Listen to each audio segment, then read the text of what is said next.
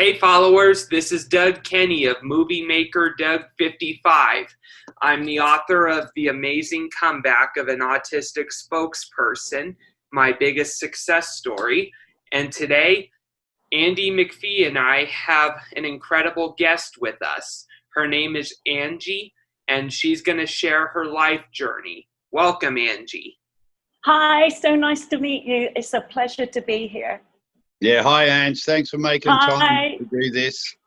Oh, no, I'm very excited about the whole thing. I think what you're doing is amazing. So thank you for allowing me to be part of it. Ah, thanks. That's great.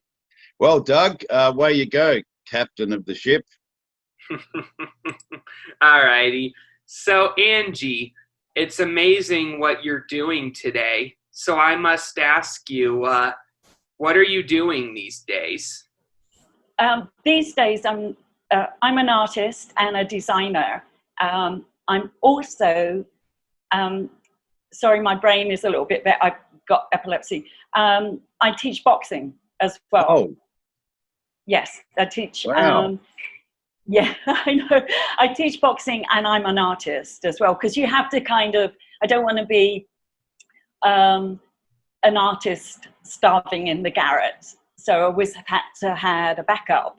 And so, so I'm a boxing trainer and an artist. That's amazing. That's really awesome. I don't mean amazing in the way that, a female is coaching boxing. It's just, it's amazing that art is such a gentle form of creativity. But when you put the paintbrush down, on come the gloves. Yeah, absolutely. Which is actually why I'm teaching it rather than being it, because I was a terrible boxer because I could never hurt the other girl. Yes, and so I couldn't let loose on her. So, but they would always let loose on me, hence 2 broken noses, broken ribs, and I'd better move on from this and just teach it instead. That's so funny. Yeah, oh, gosh. Yeah. I know about some boxers from Muhammad Ali and Mike Tyson and Evander Holyfield. Yeah, those are big names in the boxing world. And well, Doug and myself interviewed in our second series friends of mine, Sam Greco. He was world champion K1 back in the day, just before K1 went to MMA. Sam still, he trains, he's done a bit of acting. I've worked with him a couple of times, but his son, they're currently in Abu Dhabi fighting a big fight competition over there. And his son Sam's a big guy, and you can see his son is taking after him. Then we had Kit Dale. He was a 2 times world champion jiu-jitsu player. He's an Aussie living in LA, actor, does a lot of work online. And Jerry Trimble, he's also an actor based in the States. And Jerry was a 2 times world champion kickboxer back in the day, and he's also a mentor for anti-bullying advocate, and he's an actor. So yeah, it's really we've had some really interesting people, and we should have stuck you in that one, Angie, in the finals. Yeah, for sure. Yeah, just boxing, because with the other ones, like kickboxing, there are too many limbs coming at me. I could only cope with 2. So. Yeah, I know. I used to do judo for a long time. I'm a first stand in judo. I did that for 20 years, and then I took up pro wrestling for about 12 years, I think. But yeah, it's I did boxing. I'm not going to even pretend to think I was a good boxer. I can handle my own, but I knew well and truly there's a lot of guys out there that are way better than me, and I don't like things thrown at me. I'm more into the grabbing and wrestling. I love that, Greco-Roman style, judo, freestyle wrestling. I'm more comfortable. I just don't like getting hit, Right. Yes. Yeah, a bit like you, Angie. Don't like getting I know. So, Angie, after that, I must ask, what struggles did you overcome to get to where you are today? That's such a huge question, because it kind of went in stages. But epilepsy is the biggest one, but I've used it to my advantage. I think so, because if you're going to have a neurological disorder, I would say epilepsy is very interesting, because it changes your perception of the world. You see the world in a very, very different way. And also, I think if you can't create with it, I don't know how people cope without getting it out. Because it has to be, because it's so internal, and there is no reference on the outside world to actually what is going on in your head. There's no reference. It's too strange and too nebulous to actually describe. And so the only way I can do it to try and manifest it somewhat is to get it down on paper, and to do it when I'm actually in having a seizure. Like I have the big grand mal seizures, but I have a lot of the little complex partial seizures where you get strange auras, like you get a strange taste in your mouth, or there's a feeling that I get. The only way I can describe it is like having a soft book on the top of my roof of my mouth. So that's, I've overcome a lot from doing it, but it's never been this thing where, oh, I'm going to overcome that because I've got epilepsy. It's almost like I've always said, right, I'm going to do that and figure it out when I get there. Like I went to Borneo by myself, and I thought, I know I'm going to have seizures when I'm there, but I don't care. I'll figure it out when I get there. And I did have a seizure. Second night I was there, and the guy who ran the hostel, I came round and he's going, she's got a demon in her. And I thought, oh, that doesn't bode well, does it, for the rest of the trip? But then I met these other women on the trip, and I told them, I said, I just want to let you know I've got epilepsy. And they go, oh, no worries, we're the best paramedics in Canberra. So we'll take it. So I thought, oh, it all worked out for the best. So yeah. So overcoming that's things. That's amazing, Angie. Like you just said to us then, before we started the interview, that you're having small seizures now. And it was interesting. Can you just explain to the viewers again what you said to us about these little small seizures? What happens to you now? Yeah, it's I'm having little small seizures in my head, and it feels like my brain slips. And when I'm doing a film at the moment about getting from the beginning of a sentence to the end of a sentence.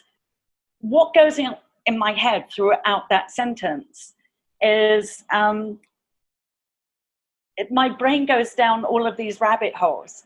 It's like I get déjà vu, jamais vu, and it happens so fast and so quickly. And I get to the end of the sentence, and I thought they haven't noticed. I did it. I got there.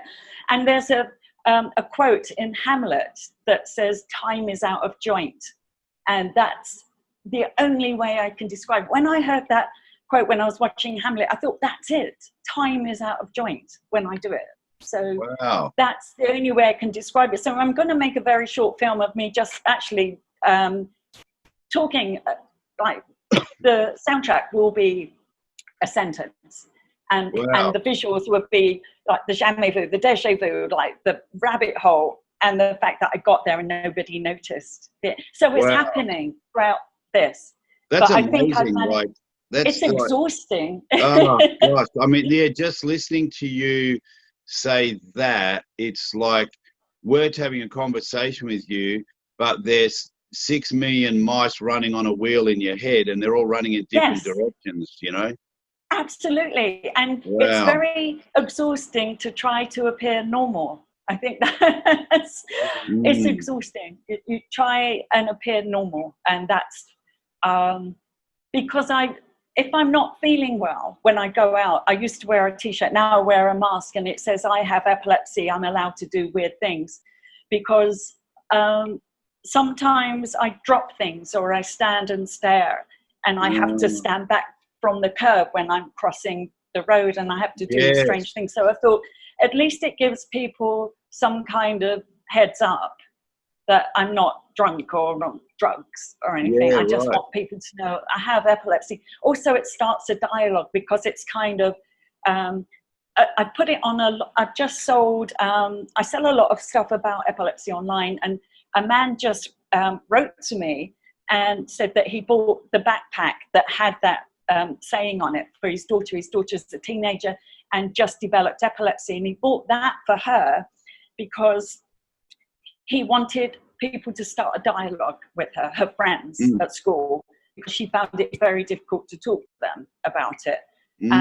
Because when I started to have epilepsy, before I had a grand mal seizure, I would have these strange feelings when I was a teenager, but I didn't know, I thought I'd gone mad. And my parent, I mean, the reason I got epilepsy is because my dad used to hit me and he damaged my temporal lobe. And so I was having all of these strange, weird feelings. And I thought, I've gone mad. I can't tell anybody, especially because they're so nebulous. And then I had a grand mal seizure. I was a hairdresser at the time and I actually fell on a client. So, but it was almost a relief. I thought, oh, that's what it is. That's what it is.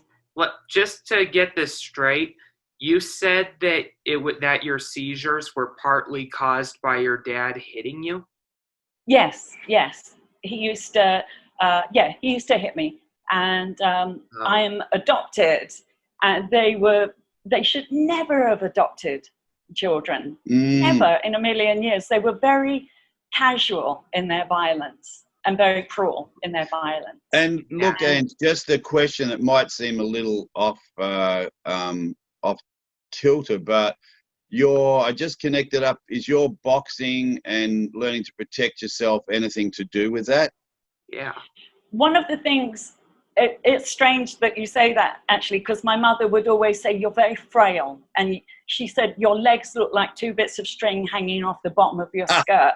Oh, wow. And inside I felt really tough, but on the outside, at that point, I was really quiet, very, very shy, didn't say anything. And I thought, inside I was thinking, yeah, but I'm actually really tough and they don't know it. And so and actually my neurologist also said to me, what are you doing? You've got epilepsy. This is the worst thing that you could do. And I said, I don't know. I just feel like I've got to do it. And I thought, I've got epilepsy anyway. I might as well carry on. So, and I did it until my mentor says, well, you're just going to do it until the wind leaves the sails. And I thought, that's exactly. You know, funny what you said. And when I laughed, I'm not laughing at what your mum said about your legs, but we have a saying back in Australia as well. I'm sure because you threw us out of England many years ago, so we brought a lot of the sayings with us. And there was one that, well, you got lucky legs, mate. Yeah, lucky they don't snap under you. Well, it's only just recently I've shown my legs, actually, because how things stay with you. But now your legs are a bit like Muhammad Ali. Now you're dancing around and throwing punches. So, we're lucky we're not getting hit by you. I know. Yeah. So it all worked out for the best anyway. So, Angie, where are you based right now? LA, England? Yeah, I'm in West Hollywood. Nice. Yeah, West Hollywood. I'm in LA, I'm going to have to pay you a visit. Oh, yeah, come and box. Yes. I would love to learn a little bit about boxing. Yeah, please do. Yeah, please go. Please, Doug, go with Angie and learn boxing. Please do that. Yeah, it'd be good to get my hands in shape. Yeah. You need a couple of, boom, boom. Oh, you say I need a couple of these? But also, I was determined to go to art school as well. And my parents refused to let me go and said I had to learn a trade. So, which is why, and the thing was being a hairdresser to that. So when I was a hairdresser, I saved up my money, and there was only one art college that I wanted to go to, and I would never have gone to any others. And I thought, if they don't let me go to that one, I'm just going to bother them until they actually let me in. It was the St. Martin's School of Art in London. Oh, okay. And I thought, if you're going to go to art school, there's no point going anywhere else. And they did. They let me in, which was, I still felt like an imposter the whole time I was there. Also very quiet, very shy as well. Nothing like I am now. So, but yeah, and it was brilliant. And I did a film course there as well. So that was really good. I went there to do Martin's, they're in Australia. They're in Melbourne as well, because they run theatre companies. And if it's the same one, because there's one in Melbourne called St. Martin's theatre company. They teach acting and classes, so it might be the same one. Well, they kind of did. They used to just do arts and fashion and sculpture and painting, but I know they've expanded now because I'm Miss Bloody Bossy Boots, became the the president of the West Coast alumni out here, wow. which is why I started to put on exhibitions for them out here great. for 3 years in a row. I got them all together and we put on big exhibitions. That's then awesome. I put on my first solo exhibition out here as well. Wow. And that was to do with epilepsy and it was, how people would just say one small thing and the course of your life changes. Yeah.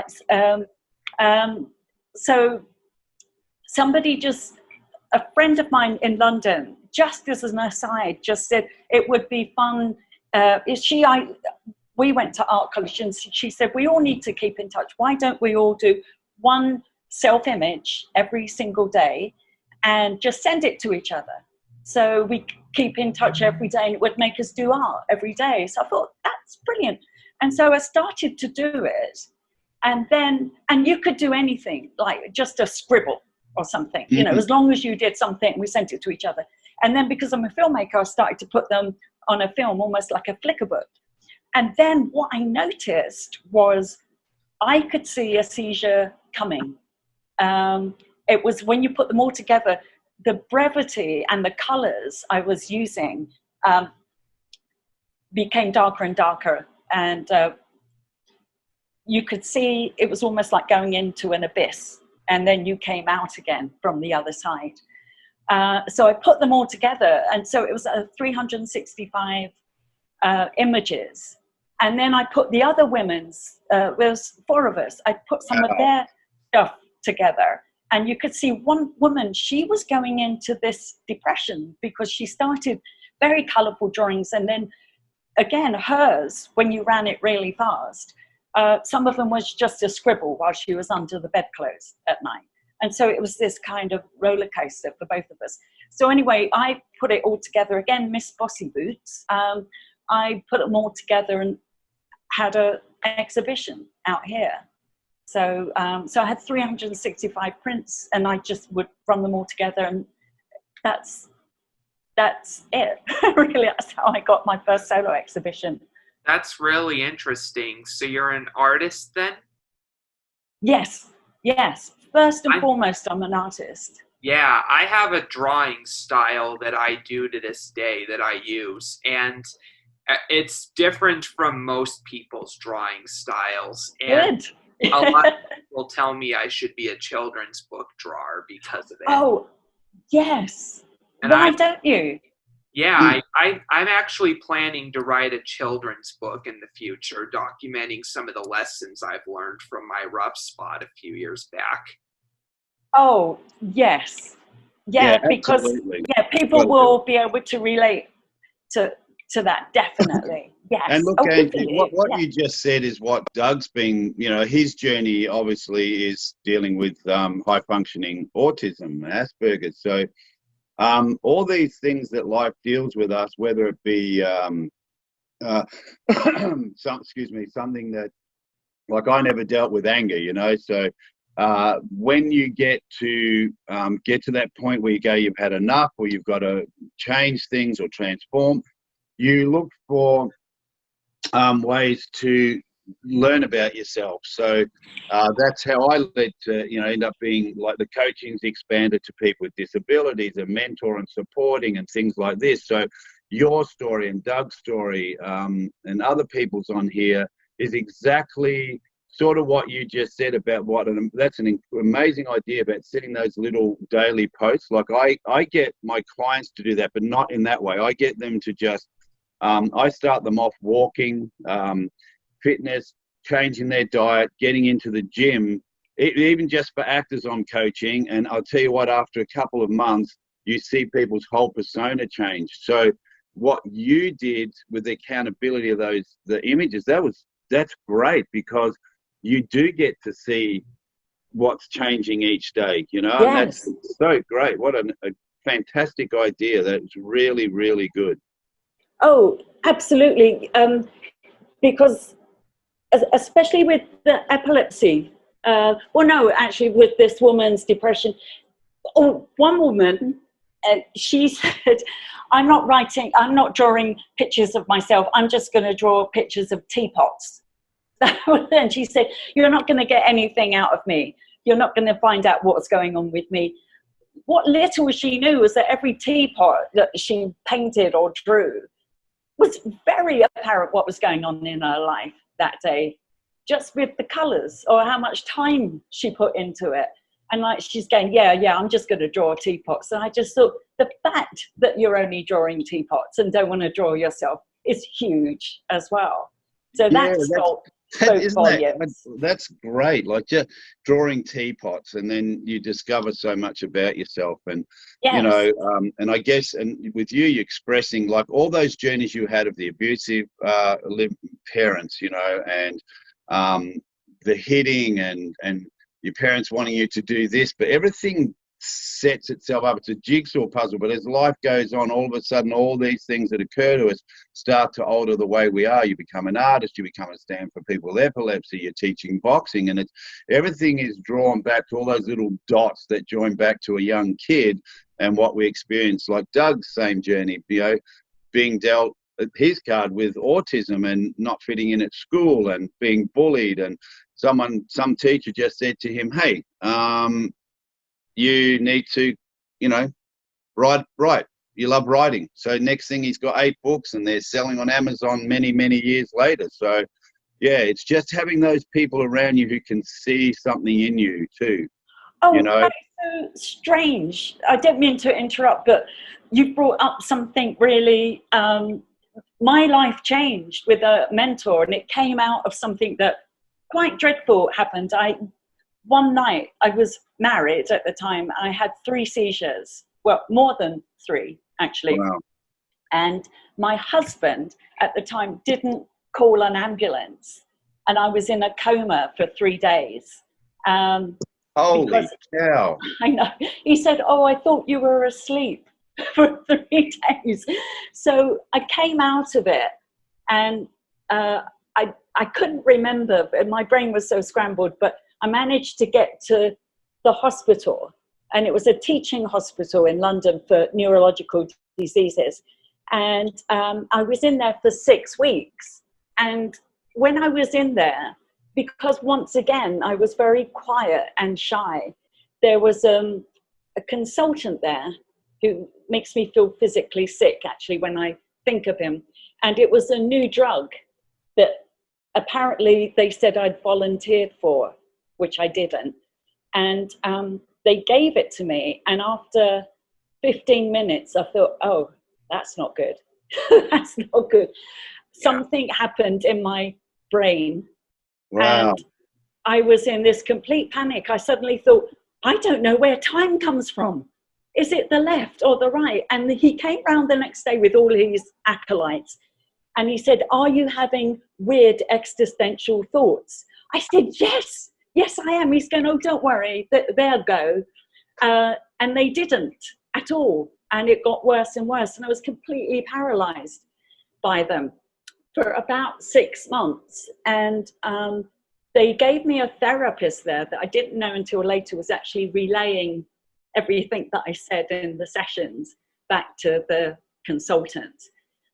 But the therapist was amazing. And at the end, she said, I'm going to introduce you to my yoga teacher, just to give you a few lessons, just to kind of help you, because I was in a terrible state. Anyway, she introduced me to the, yoga teacher, Trevor. And he said he was only going to give me a couple of lessons. He said, but when I saw you, he said, you were broken. And he said, I couldn't leave you like that. So he took me on as my mentor, and he taught me, he said, I'm going to teach you yoga so you'll always be able to earn a living. But he also taught me Qigong, some martial arts, meditation, and he just took care of me. And he really saw me, and just when I got the opportunity to come to America, I was very, like, again, quiet and shy. He said, he was furious. He said, "You have to go. It's going to be the making of you." And so I did. And Wow. he was the most, for years, he would just encourage me in everything. He really saw not only who I was then, but what I could become. Yeah, that's so true. Like, it's, Yeah. And Yeah. just to add to that, my life changed during my rough spot a few years back when I went through a tremendous loss. And in the aftermath of that loss and my bad year in 16, I started training under Andy McPhee. Like, I got in touch with him through my brother, who used to do sessions with him. My brother decided he didn't want to do it any longer. So I asked my mom if I could inherit his sessions from Andy, as I say it. Yeah. and my mom agreed. And the minute that I started working with him, I began turning my life around, and working with him was one of the best decisions I ever made. But sometimes he says things that makes me want to punch him in the face. Well, see that. Sometimes if that elicits a response, then that's a good thing. Yeah, well, that little sign behind says boot camp sergeant, so you signed up. You deal with it. Yeah, I know. I'm just kidding. You're a great mentor. But you know, well, sorry, go on. I was just going to say, Ange, the funny thing is, and you probably relate to this, when you meet certain coaches, I'm actually not an expert in anything that I coach people with. Maybe the acting, I'm not an expert, but I've been doing it for 30 years over my view. But all the things, like I'm coaching a young guy at the moment who's blind, and I'm coaching him in authoring and writing. I'm not an author and writer. Yes, I can write, but I'm not an expert. But I make sure that I get resources to help them. And what I've discovered over the years as a coach, I don't need to know everything. All I've got to know is I've got to understand you and where you're at and what's going on with you. And I don't have to prove anything. I say, "Oh yeah, I'm great. I'm a good coach." I just need to understand you. And what I don't understand, I will go find out to help you. And I've found that is such an awesome way. Like, the amount of transformation in people just blows my mind. Like Doug and myself now, I don't charge him fees anymore because he's helping me build my social media on YouTube because I can't be bothered. I just don't want to do it. And he's great at that. So I said, okay, let's barter, and so he's doing that. And we spend time coaching. I bring him onto the projects where I know he'll be an awesome contribution to even the Country Code of Ghana, the West African one we're doing at the moment, helping them get their film up, developing from a short film to a feature film, which is about women's sexual harassment in the workplace, a true story. And it just keeps going. So it took the pressure off me as a coach. I don't have to know everything. I just got to understand you, Well, if I may just qualify that, my Trevor, my mentor, also said exactly the same thing. He would send me out to say, "This is a really good Qigong teacher. He knows so much more than me.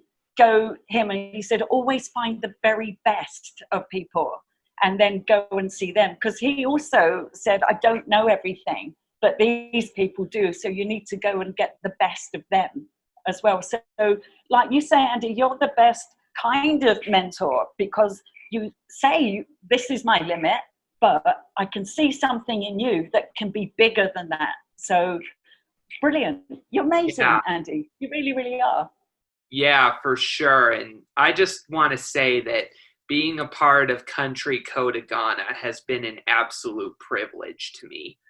I'm actually pleased to help others. And one of the reasons that I went through a rough spot a few years back was I had problems with putting others above myself, and I feel that what I'm doing for other people is a chance to redeem myself by helping them share their stories with the world.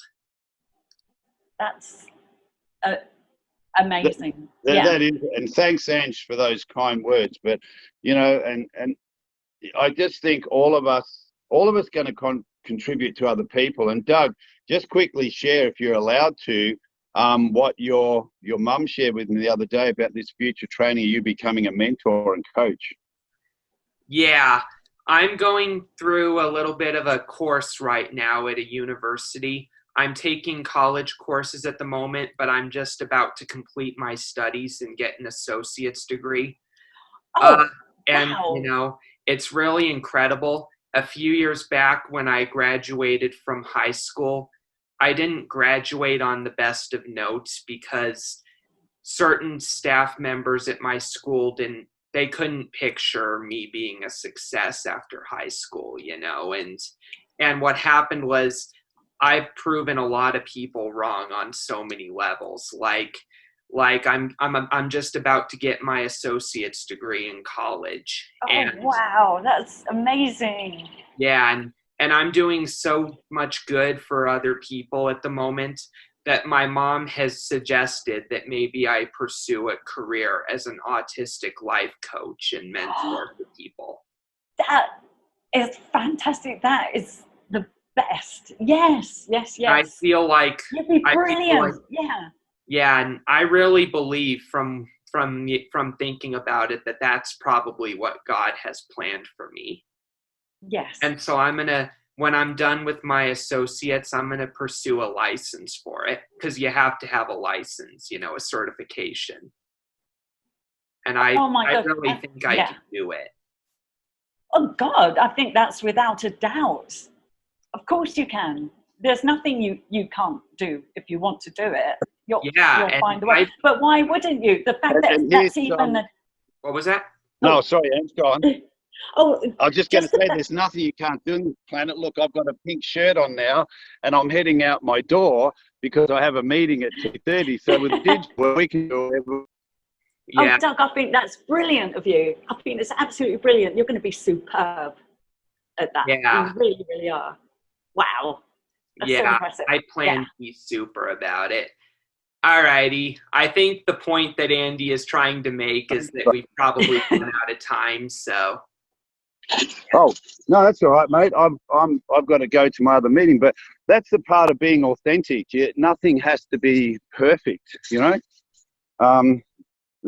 This whole program we've got here is about, you can make things work with this digital world. I do 1 hour, 2 hour walks, and I'll coach my clients, my actors, for auditions while I'm walking, and it's amazing. It's fun because I'm doing an hour walk.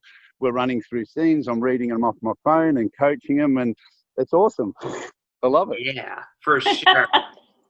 Also, there's something about walking that gets your brain working. Yeah, absolutely. Love it. Doug is, he's actually doing really well now. He walks about probably a couple of times a day.